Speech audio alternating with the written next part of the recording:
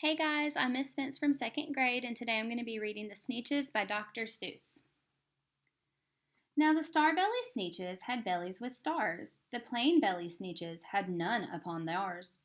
Those stars weren't so big, they were really so small, you might think such a thing wouldn't matter at all.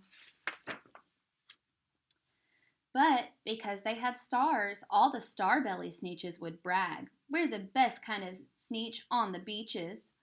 With their snoots in the air, they would sniff and they'd snort. We'll have nothing to do with the plain belly sort. And whenever they met some, when they were out walking, they'd hike right on past them without even talking. When the star belly children went out to play ball, could a plain belly get in on the game? Not at all. You only could play if your bellies had stars, and the plain belly children had none upon theirs. When the star-belly Sneetches had frankfurter roasts, or picnics, or parties, or marshmallow toasts, they never invited the plain-belly Sneetches. They left them out cold in the dark of the beaches. They kept them away, never let them come near, and that's how they treated them year after year. Then one day, it seems, while the plain-belly Sneetches were moping and doping alone on the beaches, just sitting there wishing their bellies had stars, a stranger zipped up in the strangest of cars. "My friends," he announced in a voice clear and keen, "my name is Sylvester McMonkey McBean, and I've heard of your troubles. I've heard you're unhappy, but I can fix that. I'm the fix-it-up chappie. I've come here to help you. I have what you need, and my prices are low, and I work at great speed, and my work is 100% guaranteed." Then quickly Sylvester McMonkey McBean put together a very peculiar machine. And he said, "You want stars like a star-belly Sneetch? My friends, you can have them for $3 each. Just pay me your money and hop right aboard." So they clambered inside. Then the big machine roared, and it clonked, and it bonked, and it jerked, and it burked, and it bopped them about. But the thing really worked. When the plain belly Sneetches popped out, they had stars. They actually did. They had stars upon theirs. Then they yelled at the ones who had stars at the start. "We're exactly like you. You can't tell us apart. We're all just the same now, you snooty old smarties, and now we can go to your frankfurter parties." "Good grief," groaned the ones who had stars at the first. "We're still the best Sneetches, and they are the worst.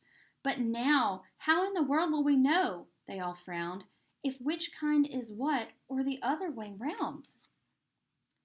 Then up came McBean with a very sly wink, and he said, "Things are not quite as bad as you think.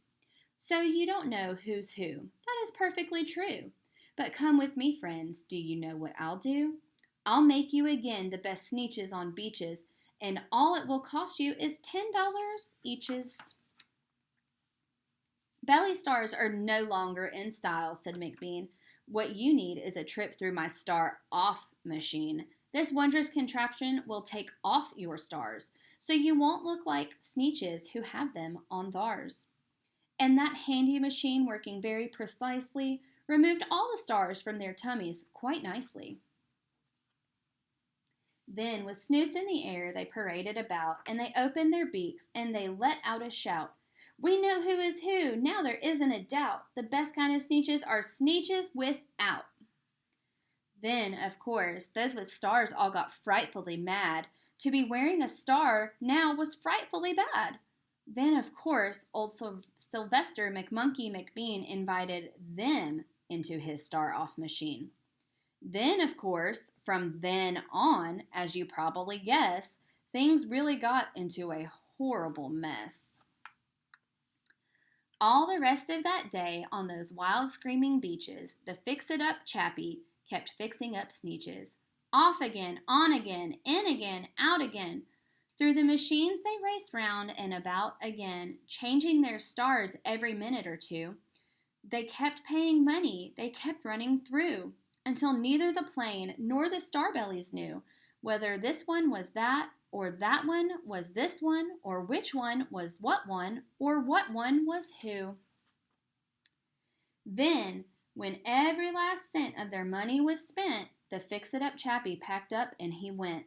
And he laughed as he drove in his car up the beach. They never will learn. No, you can't teach a Sneetch. But McBean was quite wrong. I'm quite happy to say that the Sneetches got really quite smart on that day. The day they decided that Sneetches are Sneetches, and no kind of Sneetch is the best on the beaches. That day, all the Sneetches forgot about stars and whether they had one or not upon theirs.